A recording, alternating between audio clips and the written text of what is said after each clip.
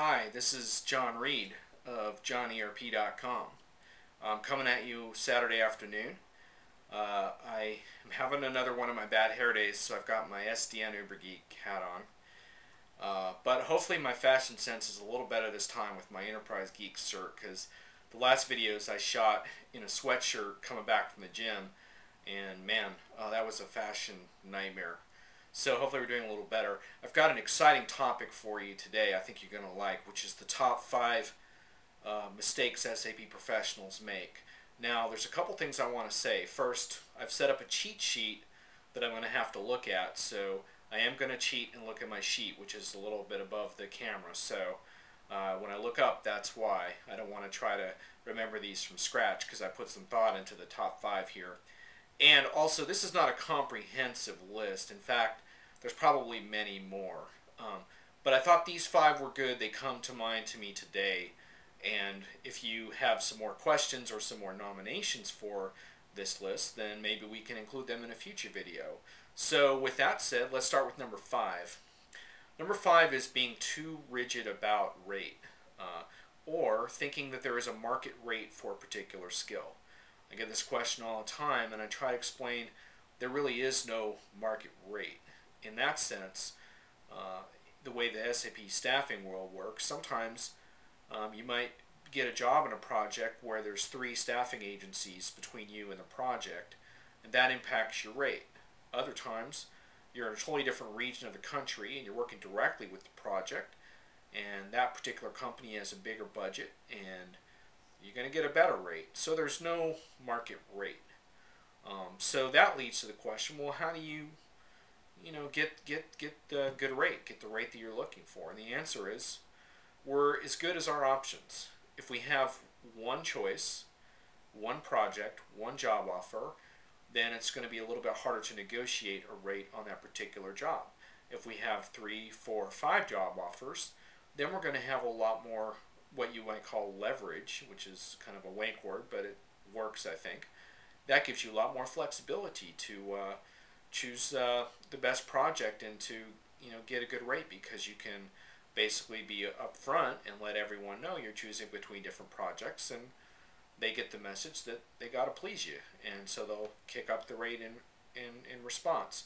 The other thing to remember is when you're too rigid about rate, sometimes you can get some other perks. Like, I've seen consultants hold on to rate too much, and when I was a recruiter, I always said, maybe we can get you some other perks instead. So you say, well, I would only work for $100 an hour, or I only work for $125.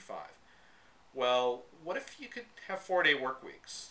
What if you could commute remotely 50% of the time, or even higher? What if this particular company would also put you through 3 SAP training courses every year with the rest of their staff? So sometimes being too rigid on rate, you miss out on other things that are just as valuable. Okay, so that's number 5. Number 4, thinking certification is the golden ticket to SAP career opportunity. Certification is not a golden ticket.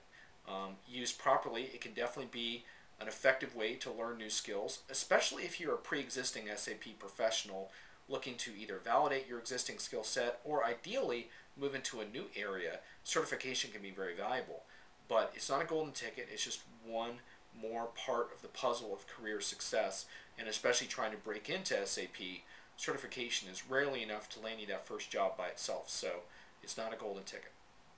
Number 3, chasing dollars, not skills. So sometimes there's an overemphasis on rate, and I understand why, because we want to make money, we want to support ourselves, and there's a status thing too, I think, sometimes, in getting paid well and knowing that we are. But the problem is that skills are more important than rate, and I've seen many consultants take higher rates on projects with inferior skills exposure, and that doesn't really make any sense. You don't want to be a rate mercenary. I knew a lot of rate mercenaries in the 90s that did really well, but not anymore. Companies don't like that. They don't like working with people like that, and for anyone on the open market right now, it's all about getting the latest and greatest skills exposure. So you want to learn how to evaluate the kinds of skills you're going to get on projects, kinds of exposure, and take that into consideration, so it's not just about the rates. So that's number 3. Number 2, trying to make more than one job change at one time. I actually blogged about number 3 and number 2 at JonERP.com, so you can check those out. They're called The Biggest Mistakes Job Seekers Make. But trying to move more than one job change at a time, you might want to check out the details in the post. But what I talk about is a lot of times you can't do everything at once in one job change. I heard from someone the other day who wanted to move from technical OBOP to functional CRM consulting. And I was a little surprised because I said, well, you realize that a better way to do it would be to go from OBOP to CRM OBOP to technical CRM and then to functional CRM, right? Because companies are not looking to just train people for the heck of it. They want to get something out of you from day one. So if they know that they're going to get your OBOP skills from day one, they might train you in CRM. But if they have to train you in functional CRM from the day, well, maybe not, because they're not getting anything in return for that. So a lot of times what I say is, yeah, go for your dream job first, because if you can skip some steps, that's great. But if you can't, then, take the next most logical role that does the trick. And usually there's about 2 or 3 or 4 steps between one's existing job and the job they want, in my experience. And usually breaking down the steps is really important, because taking one step at a time, you can sell a company on your existing skills and get that one additional step going forward.